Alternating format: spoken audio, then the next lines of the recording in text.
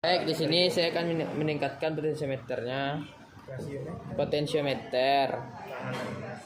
Sini aja. 80 aja.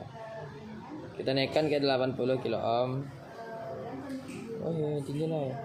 Mili ohm berapa nih? Sampai mana? Sampai mana? Hah? Sampai mana? Jadi betul di Jawa Kota saja. 70 aja atau ya. Up, turun. Up. Nah. Kita hidupkan osiloskop dan generatornya. Lalu kita ukur VI Vout-nya. Itu VI-nya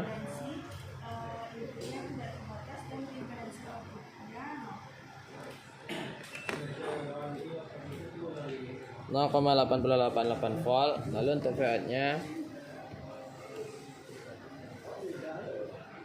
6,54 volt. Sekian, terima kasih. Bentuk gelombangnya seperti ini.